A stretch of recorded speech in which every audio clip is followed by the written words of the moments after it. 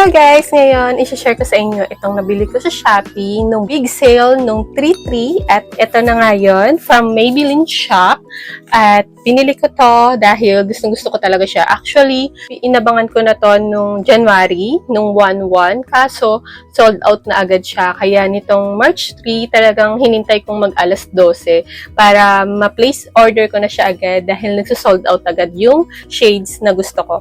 So, ito na nga siya. I-open ko na siya para makita natin at i-share ko sa inyo kung magkano ko lang siya nabili.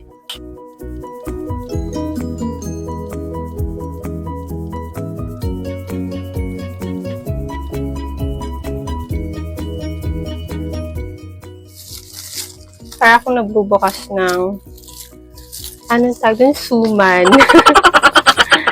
So, ayan na siya. Ganda. Yan. Buy one, take one. Yung lipstick nila, yung vinyl lipstick. It's $499. At yan. Buy one, take one siya. Pero same shades yung kailangan para mabili mo siya ng buy one, take one. At ito, bigla ko lang tong nabili dahil yun na nga, isi-share ko sa inyo kung bakit ko siya biglang nabili. Yung Superstay Foundation. So, ito na nga guys, yung nabili ko is itong lipsticks for $199 at bigla kong nabili itong Superstay Foundation dahil hinabol ko yung voucher na $150. Kasi pag naka $500 or $700, nakalimutan ko basta kasi minadali ko na ma-add to cart yung bibilhin kong pangalawa. So, ito yung napili ko, yung Superstay. Actually, dapat lipstick din, pero naisip ko yung foundation na lang para matry ko rin yung foundation ni Maybelline. Dahil wala pa akong nagiging foundation ni Maybelline, yung liquid foundation. So, ito, Superstay, sabi ng mga kasamaan ko, maganda raw to. So, yun na. Ito, $499 at ito, ang presyo niya ay $398 pesos. Ngayon, nabili ko silang dalawa ng total of $685 pesos. So, ito, $499 at ito, $398. Pero ito, parang nabili ko lang siya sa halagang $186 pesos dahil sa mga voucher na less. Yung Shopee voucher na less dito is 122. Tapos yung 90 pesos sa shop voucher. Kaya ang total na minus dito sa dalawang product na to ay 212 pesos. So sobrang laki ng discount ko guys. Tsaka sobrang nakakatuwa kasi ito nga nabili ko siya ng 186 pesos. Sobrang mura guys. Sobrang natuwa talaga ako sa Maybelline. So ayan, lagi silang nagsisale ng buy one take one or magle-less ng 50% off. So, yun. Inaabangan ko yun monthly dahil gustong-gusto ko yung lipstick ni Maybelline. Sobrang long-lasting talaga yung lipstick ni Maybelline.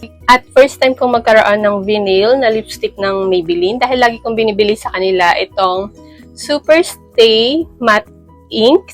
Sobrang long-lasting talaga to guys. Hanggang kinabukasan meron ka pa neto. Kahit nag-toothbrush ka na, kahit tinoothbrush mo pa yung lips mo, meron ka pa rin neto. So, itong shades na to, ito ay Kui.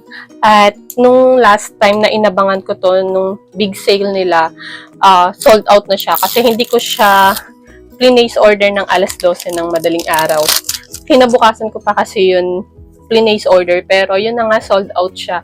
Kasi nung time na yun, hindi ko naman akalain na mas sold out siya ng ganun kabilis. So, yun na nga, i-check natin yung shade nito kung maganda. So, ito yung napili ko yung Kui kasi medyo malapit siya sa pink. Favorite ko talagang color is pink.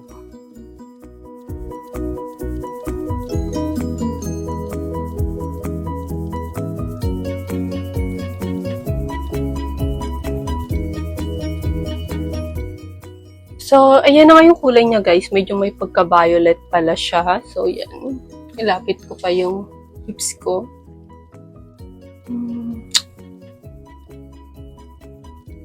Yan, medyo light lang pala yung kulay niya. At, ayun na nga. Ang gusto ko talaga is yung may pagka-fuchsia pink na kulay. Kaso, yun na nga, wala na yung dati nilang parang may pagka-fuchsia pink na lipstick. Hinanap ko yun. So, wala na. Hindi ko alam kung pinace out na nila.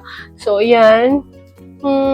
Okay naman siya. Maganda. Pero, medyo naano lang ako sa kulay kasi hindi ito yung bet na kulay ko. Pero, sa picture kasi, parang ganito rin naman yung sa picture na kulay. Pero, yun na nga. Akala ko kasi medyo pink na pink siya or may pagka mas pink. Pero, ang nakikita ko is medyo violet. Ayan, medyo violet siya. So, ngayon naman guys, try naman natin itong Liquid Foundation Super Stay. Yan.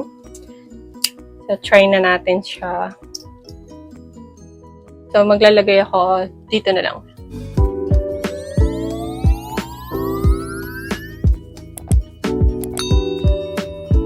So, yun na siya guys. At medyo na-cover naman yung mga pores. Pero, medyo kita pa rin yung pores or dahil manipis lang yung nilagay ko. So, yan. Manipis lang ilalagay ko kasi di pa ako masyadong nakakapaghilamos ng mukha dahil yan medyo namamaga pa yung ilong ko at masakit pa sa part na to. So, yun siya. Maganda siya kasi yung shades niya is sumakto talaga sa akin. Number 18 yung kinuha ko. So, yun yun. At ang ganda. Mas kuminis siya tignan. Pero yung pores, ayan, medyo kita pa rin siya yung mga maliliit na butas sa mukha ko. So, yun guys. Sobrang masayahan talaga ako sa mga order ko guys kasi napakamura niya. So, yun na nga. Share ko lang sa inyo para magkaroon kayo ng idea kung magkano yung nakuha ko at magkano yung na-discount sa akin. Sobrang laki ng discount. Kaya kung ako sa inyo, abangan nyo na rin yung mga super save day ng Shopee.